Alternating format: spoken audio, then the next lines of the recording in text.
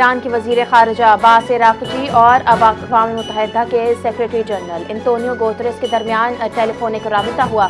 خطے کی صورتحال بالخصوص آبنائے ہرمز سے متعلق امور پر تبادلہ خیال کیا گیا۔ آبنائے ہرمز کی صورتحال کو جنگ سے الگ نہیں دیکھا جا سکتا، دونوں معاملات ایک دوسرے سے جڑے ہوئے ہیں۔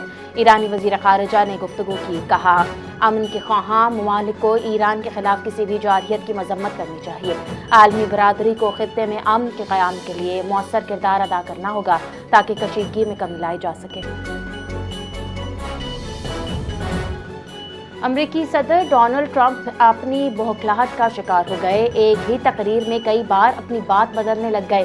بعض اوقات چند منٹوں میں ٹرمپ کے متضاد بیانات سامنے آ جاتے ہیں۔ ایک ہی وقت میں امریکہ کو عظیم ملک بتا کر دوسرے ہی لمحے مدد کی اپیل کر دی۔ آبنائے ہرمز کھلوانے کے لیے اتحادیوں کی مدد کی درخواست کر کے پلٹ گئے۔ دوسرے ہی لمحے کہنے لگے ہمیں ان کی ضرورت نہیں، ہمیں ان کی ضرورت ہے مگر جانتا ہوں وہ مدد نہیں کرنے آئیں گے۔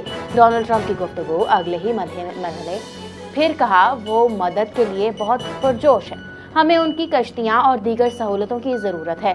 ٹرمپ اس تقریر کے دوران کہنے لگے ہمارے دنیا کی طاقتور ترین فوج ہے، ہمیں کسی کی ضرورت نہیں۔ پاکستانی ٹینکر ایرانی ساحل کے قریب سے گزر کر محفوظ راستے کی علامت بن گیا۔ ایران نے حساس پانی کی راہداری میں ایک نیا محفوظ راستہ متعارف کروا دیا۔ آبنائے ہرمز سے گزرنے والا پہلا پاکستانی جہاز ایم ٹی کراچی ملک کی حدود میں داخل ہو گیا۔ امریکی جریدے بلومبرگ کا اپنی رپورٹ میں دعویٰ، کہا ایران کا ایک غیر رسمی میرین ٹریفک کنٹرول نظام بھی سامنے آیا ہے جس کے تحت جہازوں کو محفوظ گزر کے لیے ایرانی حکام سے سیاسی گرین سگنل درکار ہوتا ہے۔ یہ نیا راستہ لاڑک جزیرہ اور قشم جزیرے کے درمیان واقع ہے جو ایک حساس سمندری گزرگاہ بن چکا ہے۔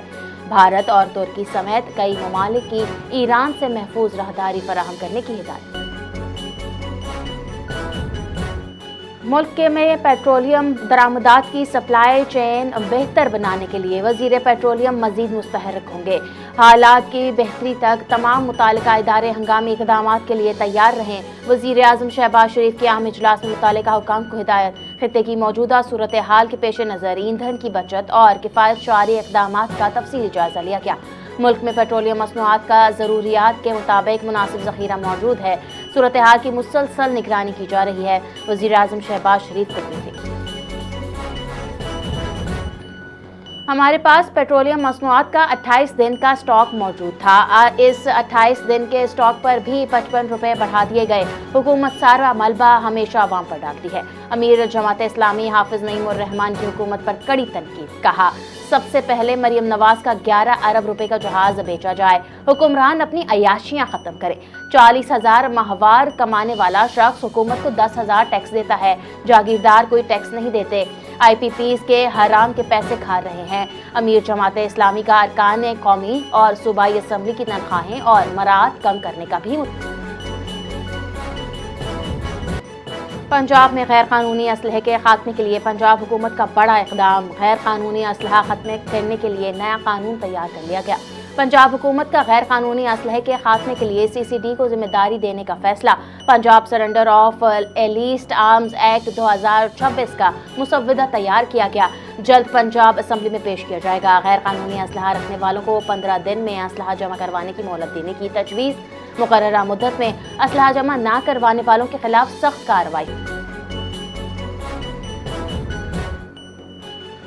پی ایس ایل کی نئی فرنچائز حیدرآباد کنگز مین نے آسٹریلوی کھلاڑی کو کپتان بنا دیا۔ پاکستان سپر لیگ کے 11ویں ایڈیشن میں شامل ہونے والی ٹیم حیدرآباد کنگز مین نے مارلنس لوبیشن کو قیادت سونپ دی۔ حیدرآباد کنگز مین نے ایکس پر جاری ایک اینیمیٹڈ ویڈیو کے ذریعے لوبیشن کو کپتان بنانے جانے کا اعلان کر دیا۔ شائقین کرکٹ کا غیر ملکی کپتان بنانے جانے پر حیدرآباد کنگز مین کی ٹیم پر انتظامیہ سے اظہار ناراضگی۔ مارلنس پی ایس ایل 11 میں کپتان بننے والے تیسرے آسٹریلین کھلاڑی ہیں۔ کراچی کنگز کی قیادت ڈیوڈ وارنر اور ملتان سلطانز کی قیادت اسٹیو اسمتھ